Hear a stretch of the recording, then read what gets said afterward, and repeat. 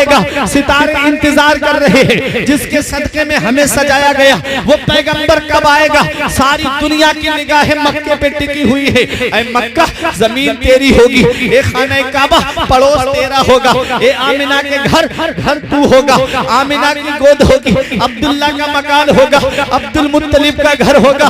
ऐ मक्का तेरी सरजमीन पे वो पैगंबर आएगा, वो रसूल आएगा, वो नबी आएगा। सारी दुनिया मुंतजिर है, जिसके सदके में कायनात पैदा की गई वो पैगंबर कब आएगा। ये वही मक्का है जहां नबी की आमद से पहले जरा जिंदगियां आप देख लीजिए। औरत क्या थी, औरत को पैर की जूती से ज्यादा इज्जत नहीं दी जाती थी। अगर कोई औरत का तस्करा कर देता तो उसको इंसान बहुत बुरी नजर से देखता था। ये वही मक्का है जहां किसी के घर में बेटी पैदा हो जाती तो वो अपने आप को सबसे बड़ा मनहूस समझता था, सबसे बड़ा नहूसत वाला समझता था, और अपनी बेटी को अपने हाथों से जमीन में जिंदा गाड़ देता था, उसकी गर्दन पे पैर रख करके जमीन में जिंदा दबा दिया करता था। कोई अपनी बेटी को कुएं में फेंक आता था। ये वही मक्का है जहां भाई अपनी बहन को अपने हाथों से जिबा कर देता, भाई अपनी बहन का मर्डर अपने हाथों से कर देता, ताकि मैं किसी का साला न कहलाऊं और कोई मेरा बहनोई न कहलाए। ये वही मक्का है जहां पर अगर किसी औरत का शौहर मर जाता तो वो औरत अपने बेटों की विरासत में आ जाती, बेटा उस माँ को ले जा करके बाजार में बेच आता था। ये हाल हो चुका था औरतों के साथ। बेटियां जमीन में जिंदा गाड़ी जा रही थी, बहनों को भाई अपने हाथों से जिबा कर रहे थे, माओ को बेटे अपने बाजारों में बेच करके आ रहे थे। ये हाल हो चुका था। एक सहाबी है जिनका नाम हजरत दहिया कल्बी है। जब उन्होंने इस्लाम कबूल किया, नबी ने फरमाया इस्लाम कबूल कर लिया है, तो वो सहाबी रोने लगे, कहते या रसूल अल्लाह क्या अल्लाह मेरे गुनाह माफ फरमा देगा, क्या अल्लाह मेरी खताएं माफ फरमा देगा। मेरे नबी ने फरमाया क्या गुनाह है तुम्हारा। कहते आका मैं जिस कबीले का सरदार हूँ, मेरे अंदर मेरी सरपरस्ती में 70 घर आते हैं, मैंने अपने इन हाथों से 70 लड़कियों को जमीन में जिंदा गाड़ दिया है, क्या अल्लाह मेरा ये गुनाह माफ फरमा देगा। मेरे नबी करीम सल्लल्लाहु अलैहि वसल्लम ने इरशाद फरमाया जब तुमने एक मर्तबा कलमा शरीफ पढ़ा तो अल्लाह ने अय्यामे कुफ्र के तुम्हारे सारे गुनाह माफ फरमा दिए। दहिया कल्बी अब और रोने लगे। नबी ने फरमाया अब क्यों रोते हो। कहते या रसूल अल्लाह एक बात मैं आज तक नहीं भूला। नबी ने फरमाया कौन सी बात। कहते या रसूल अल्लाह जब मैं तिजारत के लिए जा रहा था अपनी बीबी को हामिला छोड़ करके गया, मैंने कहा ए मेरी बीबी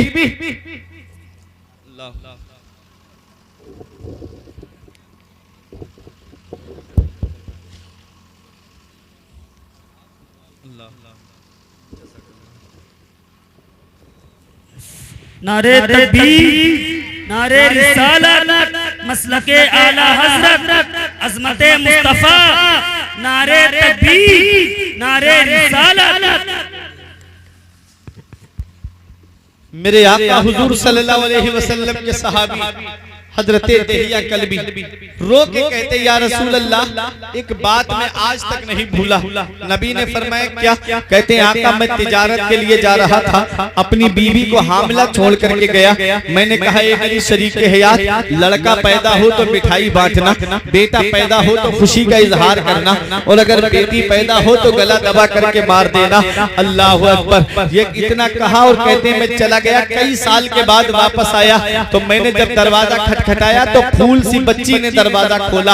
आपकी बात समझ में आ रही है तो जरा मोहब्बत से कह दो सुभान अल्लाह। दहिया कल्बी कहते आका मैंने दरवाजा खटखटाया तो मेरी फूल सी बच्ची ने दरवाजा खोला। मैंने पूछा मनंते तू कौन है। वो बच्ची कहती है मैं इस घर के मालिक की बेटी हूँ। वो बच्ची मुझसे पूछती है आप कौन है। मैंने कहा मैं इस घर का मालिक हूँ। कहते वो बच्ची मेरे कदमों से लिपट गई। अब्बा आप कहाँ चले गए थे, मैं आपका कब से इंतजार कर रही थी। मैं अपनी अम्मी से पूछती अम्मी मेरे अब्बू कब आएंगे, तो मेरी अम्मी कहती बेटी बहुत जल्द आने वाले हैं। कहते मेरी बच्ची मुझे देख करके मेरे कदमों से लिपट करके रोने लगी। अब्बा बहुत देर कर दी आपने आते आते। कहते मैं बच्ची को लेकर अंदर गया, मैंने अपनी बीवी से पूछा ये किसकी बेटी है। तो मेरी बीवी ने कहा मेरा शौहर, इसका चेहरा देखो तुमसे मिलता है, इसके रुखसार देखो तुमसे मिलते हैं, इसकी जुल्फे देखो तुमसे मिलती है। मेरे शौहर ये तुम्हारी बेटी है। कहते मैंने कहा कि तुझे मेरी नसीहत याद नहीं थी। मैंने कहा कि लड़का पैदा हो तो मिठाई बांटना, बेटा पैदा हो तो खुशी का इजहार करना, और बेटी पैदा हो तो गला दबा करके मार देना। वो कहती है मेरे शौहर जब मेरी बेटी पैदा हुई मेरे बराबर में ला करके निटाई गई तो मैंने देखा बेटी है, मैं इसका गला दबाना चाह रही थी। मेरी ममता ने मुझे झंझोड़ करके कहा खबरदार अगर तूने इसका गला दबा दिया तो कयामत तक के लिए बेटियों का भरोसा माँ की ममता से उठ जाएगा, खबरदार इसका गला मत दबाना।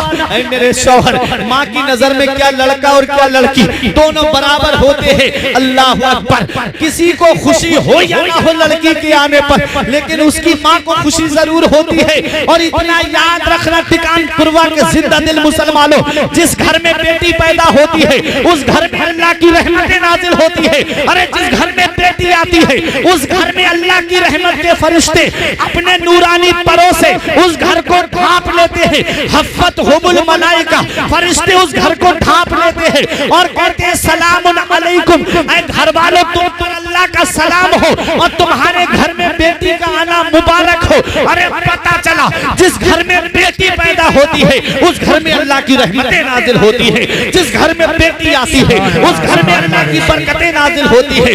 बेटियां सबके मुकद्दर में कहाँ होती है, बेटियां सबके मुकद्दर में कहाँ होती है, जिनसे राजी है खुदा उनके यहाँ। नारे तकबीर, नारे तकबीर, नारे रिसालत, नारे रिसालत, सरकार की आमद, सरकार की आमद, नारे तकबीर, नारे रिसालत। सुभान अल्लाह, बहुत माशाअल्लाह। बेटियां सबके मुकद्दर में कहाँ होती है, जिनसे राजी खुदा उनकी यहाँ होती है। अल्लाह अकबर। जुल्मते वक्त में तनवीर बन के आती है, खुशनुमा ज़ीस्त की तहरीर बनकर आती है। बेटियों से जिन्हें नफरत है ये बतला दो उन्हें, बेटियां बाप की तकदीर बन के आती है। बेटियां ज़हमत नहीं है, बेटियां अल्लाह की रहमत है। नबी ने अपनी बेटी फातिमा को गोद में लेके फरमाया उसी मक्के की सरजमीन पर जहाँ बेटियां जमीन में जिंदा गाड़ी जाती थी, नबी ने फरमाया फातिमा तो बिदअतुम मिन्नी, फातिमा मेरे जिगर का टुकड़ा है, मेरी बेटी फातिमा मेरे जिगर का टुकड़ा है। ये बेटियों से मोहब्बत करने का पैगाम कौन दे रहा है, ये बेटियों से मोहब्बत करने का सबक कौन दे रहा है, ये बेटियों से प्यार करने का दर्स कौन दे रहा है। जो आज तुम बेटियों से मोहब्बत कर रहे हो ये सदका है मदीने वाले मुस्तफा का। आज तुम बेटों से प्यार कर रहे हो ये अतिया है मदीने वाले मुस्तफा का। जो आज बेटा माँ बाप की इज्जत कर रहा है ये सदका है मदीने वाले मुस्तफा का। वो मदीने वाले मुस्तफा जिन्होंने बेटियों को जमीन में जिंदा दरगोर होने से बचाया, वो मदीने वाले मुस्तफा जिन्होंने माओ की इज्जत को बचाया, वो मदीने वाले मुस्तफा जिसने बेवाओं के सरों पे इज्जत की चादर रखी। क्या था बेवाओं की जिंदगी में, बेवाओं को चिताओं पे जिंदा जलाया जा रहा था। मदीने वाले मुस्तफा ने 25 साल की उम्र में सबसे पहला निकाह जो फरमाया तो कोई 15-16 साल की कुंवारी लड़की से नहीं फरमाया, पूरे मक्के के हर कबीले की लड़की की ये ख्वाहिश थी कि उसका निकाह मोहम्मद सल्लल्लाहु अलैहि वसल्लम से हो जाए। मदीने वाले मुस्तफा ने जब सबसे पहला निकाह फरमाया तो 40 साल की बेवा हजरत खदीजतुल कुबरा से फरमाया। दुनिया हैरान होकर अर्ज करती या रसूल अल्लाह हमारे माँ बाप आपकी अजमत पे कुर्बान हो, या रसूल अल्लाह आपके लिए लड़कियों की कमी न थी, आपके लिए कुंवारी लड़कियों की कमी नहीं थी, आपने 40 साल की बेवा हजरत खदीजा से निकाह क्यों फरमाया। तो नबी का किरदार बोल रहा था कि औरों के निकाह में और नबी के निकाह में बहुत बड़ा फर्क है। और निकाह करते हैं नफसानी ख्वाहिशात की लज्जत के लिए और नबी ने निकाह फरमाया है बेवाओं की इज्जत के लिए। सुभान अल्लाह, सुभान अल्लाह, माशाअल्लाह, बहुत सुभान अल्लाह। आज अगर कोई बेवा हुकूमत की कुर्सी पे बैठी हुई है तो वो ये ना समझे इसे ये जो हुकूमत की कुर्सी मिली है उसे इसके खानदान की वजह से मिली है या वोटरों की कसरत की वजह से मिली है। अरे उसे आज जो कुर्सी मिली है ये सदका है मदीने वाले मुस्तफा का, ये अतिया है मदीने वाले मुस्तफा का, ये सदका है दोनों आलम के मालिक व मुख्तार का। अगर वो बेवाओं को इज्जत ना देते तो क्या था, बेवाओं की जिंदगी में जिंदा चिताओं पे जलाया जा रहा था, उधर बच्चियों को जमीन में जिंदा गाड़ा जा रहा था। देहिया कल भी कहते आका मैं बेटी को लेकर जंगल की तरफ जा जाने लगा। जब मैं जंगल में जा रहा था, मेरे पैर में कांटे लग गए, खून निकलने लगा। मेरी बेटी ने मुझे देख के कहा, अब्बा कहाँ जा रहे हो? मैंने कहा, बेटी दावत में, बस थोड़ी दूर और। तब मेरी बेटी ने मुझसे कहा, बाबा बाप का लहू बहा के दावत नहीं खानी, बाप का खून बहा के दावत नहीं खानी, वापस चलो। कहते हैं मुझे फिर भी रहम नहीं आया। मैं जंगल में पहुंचा, गड्ढा खोदने लगा। मेरी बेटी छोटे छोटे हाथों से मिट्टी निकाल के बाहर कर रही थी। कहते हैं मुझे फिर भी रहम नहीं आया। कहते हैं मेरी पेशानी पे पसीना आया। मेरी बेटी ने अपने हाथ से पसीने को साफ किया। कहते हैं मुझे फिर भी रहम नहीं आया। मैंने अपनी बेटी को गड्ढे में खड़ा कर दिया। मेरी बेटी सोच रही थी आज उसका बाप उसके साथ खेल रहा है, उसे क्या पता उसका बाप उसे जमीन में जिंदा गाड़ने के लिए आया है। कहते जब मैंने मिट्टी डालना शुरू की, तब मेरी बेटी पैरों तक दब गई। हाथ उठा के कहती है, बाबा पिंडलियां दर्द से फटी जा रही है, गोद में ले लो। बाबा पैरों में बहुत दर्द हो रहा है, गोद में ले लो। कहते मुझे फिर भी रहम नहीं आया। कहते मैं और मिट्टी डालने लगा। कहते मुझे मेरी बेटी कह रही थी, बाबा दर्द हो रहा है, गोद में ले लो। कहते मुझे फिर भी रहम नहीं आया।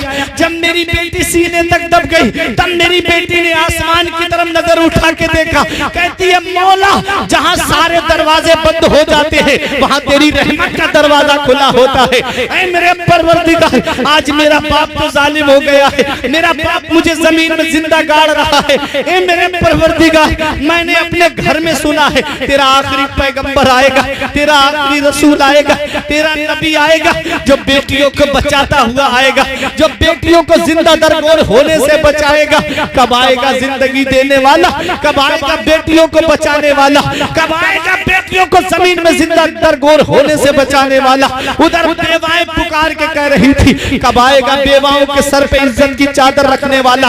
तो ऐन पुरवा की सरजमीन पे रहने वालों, ठीक 12 रबीउल नूर को खाना काबा के सामने हजरत अब्दुल मुत्तलिब के मकान से, हजरत आमिना की गोद से सुबह सादिक के वक्त में एक आवाज फिजा में गूंजती है, ऐ दफन होने वाली बेटियों अब परेशान मत हो, ऐ चिताओं पे जलने वाली बेवाओं अब परेशान मत हो, तुम्हें बचाने के लिए मोहम्मद रसूलुल्लाह। सुभान अल्लाह, नारे तकबीर, नारे तकबीर, नारे रिसालत, नारे रिसालत, अज़मते मुस्तफा, अज़मते मुस्तफा, नारे तकबीर, नारे रिसालत। सुभान अल्लाह, सुभान अल्लाह। मुस्तफा आए, बच्चियां मुस्कुराने लगी। मुस्तफा आए, बहनें मुस्कुराने लगी। मुस्तफा आए, माएं मुस्कुराने लगी। मुस्तफा आए, गुलाम मुस्कुराने लगे। मुस्तफा आए, अरे कमजोर मुस्कुराने लगे। मुस्तफा आए, यतीम मुस्कुराने लगे। किसी ने यतीमों से पूछा, ऐ यतीमों, जब से तुम्हारा बाप मरा तुम्हारे चेहरे पे कभी मुस्कुराहट नहीं आई, आज तुम्हें कौन सी नेमत मिल गई? तो यतीम पुकार के कह रहे थे, हाँ हाँ, जब से हमारा बाप मरा हमारी जिंदगी में अंधेरा छा गया, कोई हमारे सर पे दस्ते शफकत रखने वाला नहीं। आज आमिना की गोद में वो आया है जो दिल से बाप की जुदाई का गम मिटा देगा, जो सरों पे यतीमों के दस्ते शफकत रखेगा। बेवाएं कह रही थी, बेवाओं के सरों पे इज्जत की चादर रखने वाला आ गया। कमजोर पुकार के कह रहे थे, हमें सहारा देने वाला पैगंबर आ गया।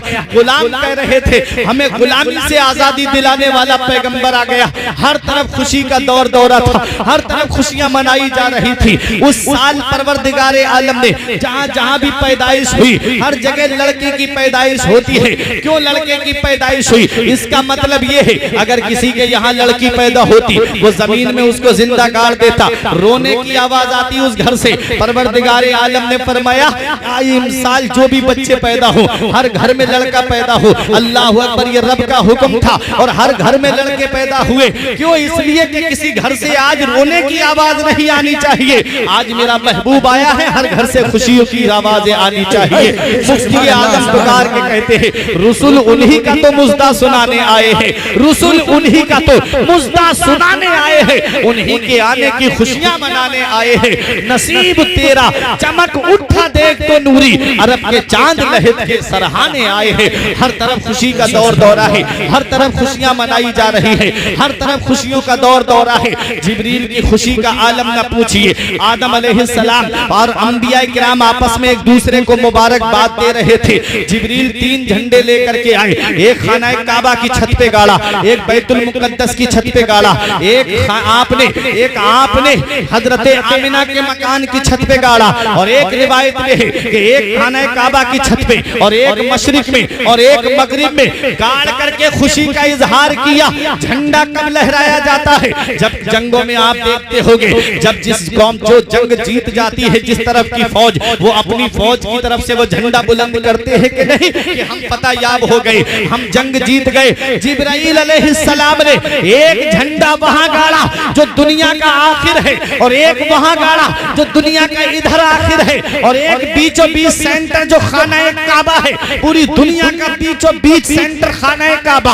एक झंडा उस पर गाड़ करके लहरा करके ये बता दिया कि आपको पैगंबर आ गया है, जिसकी हुकूमत मशरिक से लेकर के मगरिब तक, शिमाल से लेकर जुनूब तक, सारे जहान में जिस पैगंबर की हुकूमत होगी वो पैगंबर तशरीफ ला चुका है। सुभान अल्लाह। नारे तकबीर, नारे तकबीर, नारे रिसालत, नारे रिसालत। सरकार की आमद, सरकार की आमद, मक्के की आमद, मक्के की आमद। नारे तकबीर, नारे रिसालत। लेकिन अफसोस तब होता है, जब अफसोस का मकाम तब होता है जब इन झंडों को बिदअत बताया जाता है, जब सजावट को बिदअत बताया जाता है। अरे नबी करीम सल्लल्लाहु अलैहि वसल्लम के दीवानों, शादी का जब मौका आता है तो शादी से 1-2 दिन पहले सजावट होती है कि नहीं होती है? अरे इस बेटे की शादी का मौका आए, उस सजावट हो तो कोई एतराज नहीं होता। नबी की आमद पर गलियां सजा दी जाए तो एतराज के बौछार शुरू हो जाते हैं। समझ में नहीं आता ये नबी की मोहब्बत है या नबी से अदावत है। अरे आपने देखा होगा, अभी आपने पीएम साहब का हुक्म सुना था कि नहीं सुना था? हर घर तिरंगा, घर घर तिरंगा, हर घर की छत पे तिरंगा लहरा रहा था कि नहीं लहरा रहा था? तब किसी ने कोई हुक्म लगाया? तब किसी ने कुछ कहा? नहीं, कोई हुक्म नहीं लगाया गया। जहां नबी की आमद पे झंडा बुलंद किया, हुक्म लगने शुरू हो जाते हैं। इतना याद रखना प्यारे मुसलमानों, 26 जनवरी आती है, हम 26 जनवरी को यौम जमहूरिया मनाते हैं कि नहीं मनाते हैं? जब 15 अगस्त आती है, हमारा मुल्क आजाद हुआ, हमारा देश आजाद हुआ, हम देश की आजादी की खुशी मनाते हैं क्यों नहीं मनाते हैं? अरे सुनो, जब हम 15 अगस्त की खुशी मनाते हैं तो जिस दिन देश आजाद हुआ उस दिन की खुशी मनाते हो, जिस दिन सारी दुनिया आजाद हुई उस रबीउल अव्वल की खुशी क्यों नहीं मनाते? अल्लाह सुभान अल्लाह, बहुत खूब, सुभान अल्लाह, बहुत माशाअल्लाह। हर चीज की दलील है, हर चीज की दलील चाहिए। कुरान में दिखाओ, हदीस में दिखाओ, बहुत सारी बातें ऐसी है अगर सवाल कर लिया जाए तो उनका जवाब देना दुश्वार हो जाएगा। लेकिन इतना याद रखना, 2 गिरोह है, नबी से मोहब्बत करने वाले, नबी से अदावत करने वाले। कोई दलील की जरूरत नहीं, कोई बहसो मुबाहिसा की जरूरत नहीं। जो नबी की आमद पर खुशी मनाते हैं, जो नबी की आमद पर खुशियों का इजहार करते हैं। देखो मक्के में खुशियां मनाई जा रही हैं। ऐसे आलम में जब इबलीस को ढूंढा गया तो मक्के में एक पहाड़ है जिसे बू कुबैस कहते हैं, वहां अपना सर मार रहा था। इबलीस के चेलों ने पूछा, यहाँ क्या कर रहे हो? कहता है दूर हो जाओ मेरी नजरों से, तुम्हें पता नहीं मेरे मंसूबे को खाक में मिलाने वाला पैगंबर आ गया, मेरे निजाम को दरहम बरहम करने वाला रसूल आ गया। इधर हर तरफ खुशी मनाई जा रही है, उधर इबलीस पहाड़ी में सर मार करके रो रहा है। तो अब लड़ने की जरूरत नहीं, झगड़ने की जरूरत नहीं। जो नबी की आमद पर खुशियां मनाते हैं वो फरिश्तों की सुन्नत अदा करते हैं, नबियों की सुन्नत अदा करते हैं। और नबी की आमद पर जिनके चेहरे बिगड़ जाते हैं वो इब्लीस के तरीके पे चलते हैं। मेरा इमाम पुकार के कहता है, ओ मेरे नबी की आमद पर अपने चेहरे बिगाड़ने वालों, अहमद रजा कयामत तक आशिकों को यही पैगाम देता रहेगा कि हश्र तक डालेंगे हम पैदाइश मौला की धूम, मिसले फारिस नजद के किले गिराते जाएंगे, खाक हो जाए अदू जलकर मगर हम तो रजा, दम में जब तक दम है जिक्र उनका सुनाते। नारे तकबीर, नारे रिसालत, मसलके आला हज़रत, मसलके ताजुश शरिया, नारे तकबीर, नारे रिसालत। अल्लाह बहुत खूब नारे का मुझे बहुत सारी बातें कौम तक पहुंचानी है। नबी की आमद हुई, हर तरफ खुशी का दौर दौरा है, लेकिन आओ जरा देखो ये कौन नबी है। ये मेरा वो नबी है जब माँ के शिकम में थे बाप का साया सर से उठ गया, 6 साल के हुए माँ का साया सर से उठ गया, 8 साल के हुए दादा का साया सर से उठ गया। अल्लाह अकबर, खुदाई हैरान है मेरे मौला, जिसे तूने सारे जहान के लिए रहमत बना करके भेजा, उसके साथ में ऐसा मामला। माँ के शिकम में है, बाप का साया उठ गया, 6 साल के हुए माँ का साया उठ गया, 8 साल के हुए दादा दुनिया से चले गए। मौला उनके साथ ऐसा मामला, तो रब की रहमतों ने जवाब दिया, इनके वालिद का साया हमारी हिकमतों से उठा, इनकी माँ का साया हमारी हिकमतों से उठा, इनके दादा का साया हमारी हिकमतों से उठा। अगर इनकी माँ जिंदा होती, अगर इनका बाप जिंदा होता, अगर इनका दादा जिंदा होता, और जब ये मक्के में इस्लाम का परचम बुलंद करते, तो बाप कहता बेटा मेरे दबदबे के साए में तूने इस्लाम का झंडा बुलंद किया। माँ कहती बेटा मेरी ममता के साए में तूने इस्लाम का परचम बुलंद किया। दादा कहता बेटा मेरी सितवत के साए में तूने इस्लाम का परचम बुलंद किया। रब ने वो साए पहले ही उठा लिए ताकि दुनिया देख ले, जिसे मैंने अपना महबूब बनाया है उसे किसी के सहारे की जरूरत नहीं है, उसका खुदा उसका सहारा है, और वो सारी खुदाई का सहारा है। गम ज़दों को रज़ा मुज़द्दत से के हैं बेकसों का सहारा हमारा। माशाअल्लाह माशाअल्लाह। बात तकरीर खत्म। मेरे आका हुजूर सल्लल्लाहु अलैहि वसल्लम की उम्र शरीफ जब 6 साल की हुई, तो आपकी वालिदा उदास बैठी थी। आमिना आका तशरीफ लाए, अम्मी क्या बात।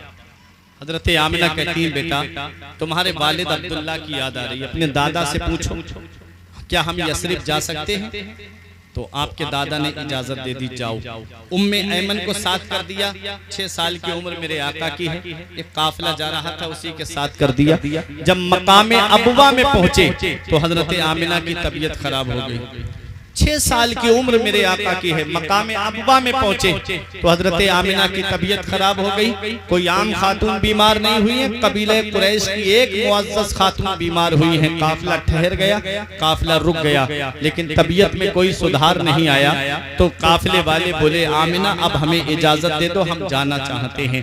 हजरत आमिना ने फरमाया शौक से चले जाओ, मुझे किसी के सहारे की जरूरत नहीं।